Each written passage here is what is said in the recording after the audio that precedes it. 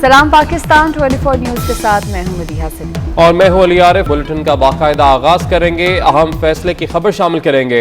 Islamabad high court ने विफाकी दारुल हुकूमत में बल्दियाती इंतखाबात का इनेकाद रोक दिया। जस्टिस मोहसिन अख्तर कियानी ने रिमार्क्स दिए कि जब मुल्क हालात जंग में हो और असम्बली का इजलास ना हो सकता हो, सिर्फ तब ऑर्डिनेंस जारी हो सकता है। पार्लियामेंट सेशन हो तो कैसे ऑर्डिनेंस जारी कर सकते हैं। अदालत ने ऑर्डिनेंस के तहत इलेक्शन कमीशन को काम से रोक दिया। एहतशाम कियानी की रिपोर्ट इसी बारे में है।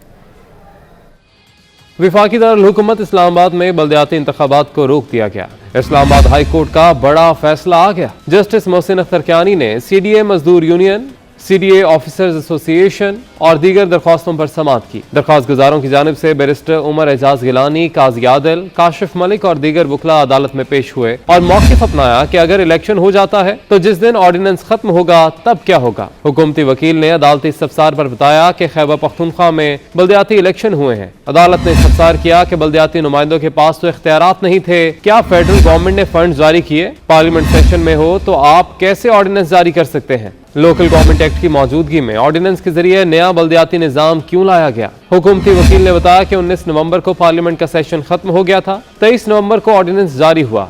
ऑर्डिनेंस इस वजह से जारी किया क्योंकि इलेक्शन कमीशन ने 25 नवंबर की डेडलाइन दी थी। अदालत ने रिमार्क्स दिए कि 14 फरवरी 2021 को बल्दियाती इदारे खत्म हुए। नवंबर तक क्या इसी तरह रहा? सरकारी वकील ने बताया कि इलेक्शन कमीशन ने वजारत दाखिला को हुक्म दिया था कि 10 रोज में कानून बनाएं। अदालत ने रिमार्क्स दिए कि इलेक्शन कमीशन को रोक देते हैं। आप ऑर्डिनेंस कौमी असम्बली की मजीद समाअत 3 मार्च तक मुलतवी कर दी गई। हिसाकडार ने सेनेट की नशिस्त का हल्फ उठाने के लिए चेयरमैन सेनेट को आगाह कर दिया है। साबिक वजीर खजाना हिसाकडार ने चेयरमैन सेनेट सादिक संजरानी को खत लिख दिया। हिसाकडार ने सादिक संजरानी को खत लिखा है कि 21 दिसंबर 2021 को सुप्रीम कोर्ट ने सिविल अपील मुस्तरद कर दी। कानूनी रुकावटें दूर होने के बाद बतौर मुंतखब सेनेटर हल्फ उठाने के लिए तैयार है। बरतानिया में जेर इलाज होने के सबब फिलहाल जाती तौर पर आने से कासिर है। इसी वाले से मजीद जानेंगे। हमारे नुमाइंदे अवैस कियानी हमारे साथ मौजूद हैं। अवैस कियानी, बताइएगा, खत लिखा गया है हिसाकडार की जानिब से? जी बिल्कुल, तफसीली जो है वो खत लिखा गया है और इसमें जो कानूनी टीम है उनकी भी जो है मामला जो है वो हासिल की गई है। खत में लिखा गया है कि आइन के जो आर्टिकल 255 के ज़िली शिक्स 2 का जो हवाला दिया गया है उसके तहत जो चेयरमैन सेनेट हैं वो किसी शख्स को मुंतखब रुकन से हल्फ लेने के लिए मुकर्रर कर सकते हैं और चेयरमैन सेनेट से आइन के आर्टिकल के मुताबिक जो है हल्फ लेने की इस्तदा की गई है खत में। और ये वाज़ेह किया गया है कि एक मुतय्यन मुद्दत में बतौर रुकने पार्लियामेंट हल्फ लेने के हवाले से जो हालिया 2021 में की गई जो कानूनी तरमीम इनके 3 मार्च 2018 को होने वाले इलेक्शन पर लागू नहीं होती। और हिसाकडार ने खत के हमरा जो लंदन में अपने मॉलेज की ताज़ा तरीन मेडिकल रिपोर्ट भी अरसाल की है और ये कहा है कि वो जो है वर्चुअल ऑनलाइन जो है वो हेल्प लें। और इस हवाले से जो बरतानिया में जो एम्बेसी है उसके हवाले से बताया गया है कि वहाँ पर भी वो आने को तैयार हैं। और वो ये बात कर रहे हैं कि क्योंकि जो सुप्रीम कोर्ट में भी अब वर्चुअल हियरिंग और उसका हवाला दिया गया है और इसमें ये कहा गया है हिसाकडार ने कि वो जो है चेयरमैन सेनेट के हवाले से कि इनका जो है वो हेल्प लें वर्चुअल तरीके से। और अब इसका जवाब क्या दिया जाता है क्योंकि ये ईमेल के जरिए जो है ये मेडिकल रिपोर्ट और खत जो है इलेक्शन कमीशन और चेयरमैन सेनेट को अरसाल जो है वो किया गया। ठीक है, वैसे आप हमारे साथ ही रहेगा। हमारे साथ मौजूद हैं मुस्लिम लीग नून के रहनुमा सेनेटर आजम नज़ीर तारड़ साहब। सर, बहुत शुक्रिया आपके वक्त का। हिसाकडार साहब की जानिब से खत लिखा गया है और वर्चुअल हल्फ लेने का कहा गया है। बताइएगा, क्या ये मुमकिन है और क्या इससे पहले भी तारीख में अगर देखा जाए तो किसी सेनेटर ने वर्चुअली हल्फ लिया है? बिल्कुल मुमकिन है। दुनिया की बहुत सारी पार्लियामेंट्स आजकल चल ही वर्चुअल रही हैं। आप कैनेडियन ले लें, आप न्यूजीलैंडर ले लें, यूरोपियन यूनियन में बेताशा ममालिक हैं, भारत में भी किसी हद तक इजाजत दे दी गई है। सो मच सो कि हमारे अपने सेनेट ऑफ पाकिस्तान में एक बहुत सेंसिटिव कमेटी है, जजेस अपॉइंटमेंट की पार्लियामेंट्री कमेटी। उसमें 2-3 दफा ये हुआ है कि हमारे जो दोस्त नहीं पहुंच सके बलोचिस्तान या कहीं किसी और जगह से, तो उनकी वीडियो लिंक पे शिरकत होती है। इलेक्शन कमीशन ऑफ पाकिस्तान की अपॉइंटमेंट मेंबर्स की कमेटी में भी वीडियो लिंक से मैं खुद शरीक हुआ हूँ पिछली दफा। पीछे जो सुप्रीम कोर्ट में जजेस अपॉइंटमेंट थी उसमें भी वीडियो लिंक पे लोगों ने शिरकत भी की और वोट भी डाला। सुप्रीम कोर्ट ऑफ पाकिस्तान में हम मुकदमे कर रहे हैं, लोगों की हाजिरियां लग रही हैं, साहिल और वकील कराची में है, केस इस्लामाबाद में सुना जा रहा है प्रिंसिपल सीट पे और फैसले भी हो रहे हैं। तो मैं समझता हूँ ये टेक्नोलॉजी का दौर है। जब एक लम्हे के लिए आप जरा सिर्फ एक लम्हे के लिए ये सोचें कि सुबह कोविड की वजह से फ्लाइट सस्पेंड हो जाती हैं टोटल, और इनका वो जो टाइम लाइन है हेल्प लेने का वो आ जाता है और ये नहीं पहुंच पा रहा है किसी वजह से। मैं एक मिसाल दे रहा हूँ, तो क्या आप ऐसे शख्स को सीट से महरूम कर देंगे? तो डार साहब के भी बड़ी वैलिड ग्राउंड से हेल्थ इश्यूज हैं, जिसको उन्होंने सारा डिटेल में बयान करके कहा है कि मैं वर्चुअल ओथ के लिए तैयार हूँ। दूसरा ये है कि आइन की दफा 255 में ये दर्ज है और उस दफा के तहत कई दफा डेजिग्नेटेड लोगों ने ओथ लिया है, जजेस के भी ओथ हुए हैं, किसी और बंदे ने ले लिया गवर्नर की बजाय या सदर की बजाय या चीफ जस्टिस की बजाय। तो बिल्कुल चेयरमैन सेनेट का ये इख्तियार है कि ओथ लेने वाला शख्स अगर खुद समझता है कि मेरे पास वो बंदा नहीं पहुंच सकता या मैं नहीं वहां पे जा सकता, तो वो किसी को डेजिग्नेट करते। तो ये बड़ी एक जायज लीगल सी गुजारिश है। मेरा नहीं ख्याल कि इस पर कोई अदरवाइज क्लियर आना चाहिए। ठीक है, बहुत शुक्रिया। आजम नज़ीर तारड़ साहब अपनी राय इस हवाले से हमें दे रहे थे, जबकि हमारे नुमाइंदे अवैस कियानी ने भी हमें तफसीलन अपडेट किया। हुकूमत की जानिब से सरकारी मुलाजमीन के मुतालबात तस्लीम करने का मामला, सरकारी मुलाजमीन का यौम तशक्कुर, वजारत ख़जाना के सामने ढोल की थाप पर भंगड़े डाले जा रहे हैं।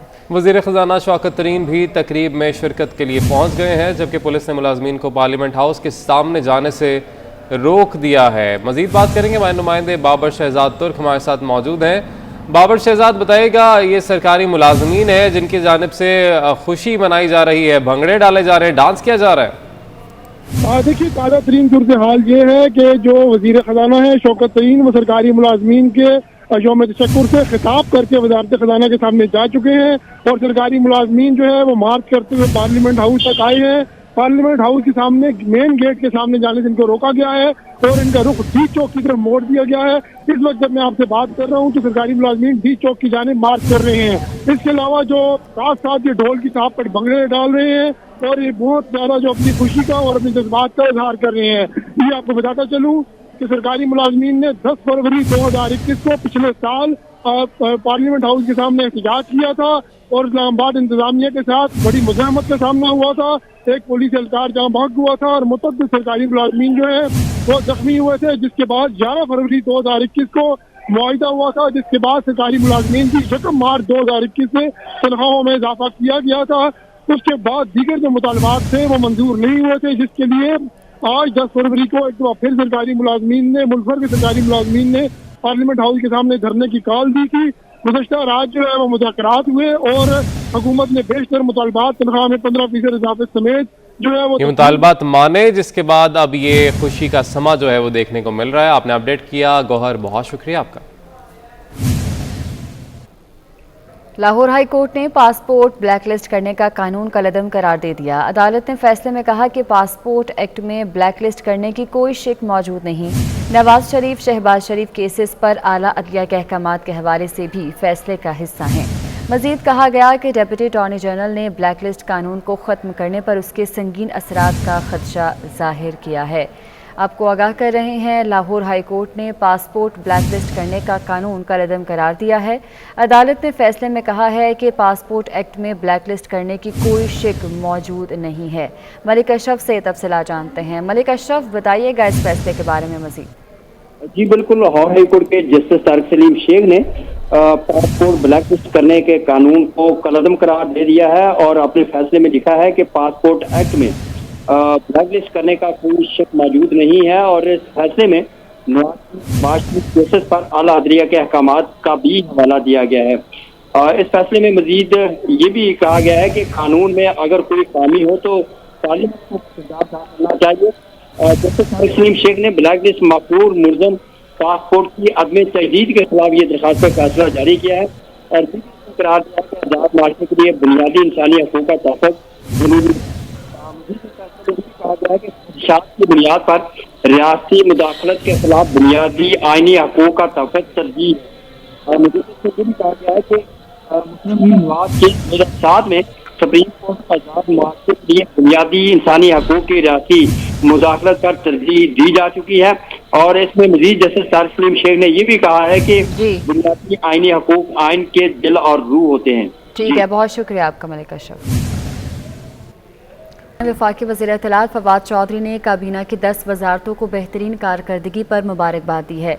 अपने ट्वीट में कहा है कि हम इस बार इसलिए जगह नहीं बना सके कि कारकर्दगी प्रोजेक्ट्स पर अमल दरामद से जांची जाती है। जो वजारत वज़ीर आज़म ऑफिस को देती है, मैंने कुछ मनसूबों में रद्दबदल किया है जो मेरे ख्याल में अगली दफ़ा ज़्यादा सूदमंद होंगे। तो आपको अपडेट कर रहे हैं कि वफाकी वज़ीर इत्तलात फवाद चौधरी ने काबीना की 10 वजारतों को बेहतरीन कारकर्दगी पर मुबारकबाद पेश की है। अपने ट्वीट में उन्होंने कहा कि हम इस बार इसलिए जगह नहीं बना सके कि कारकर्दगी की प्रोजेक्ट्स पर अमल दरामद से जांची जाती है जो वजारत वज़ीर आज़म ऑफिस को देती है।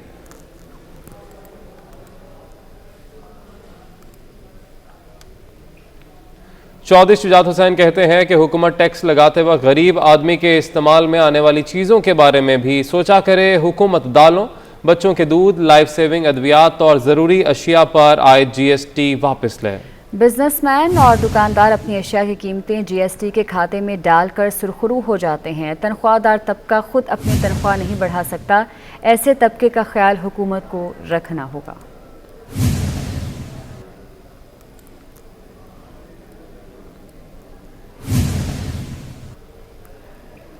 और इसके साथ ही न्यूज़ स्टूडियो से फिल वक्त इतना ही। किसी भी खबर की तफसील के लिए आप विजिट कर सकते हैं हमारी वेबसाइट www.24newshd.tv।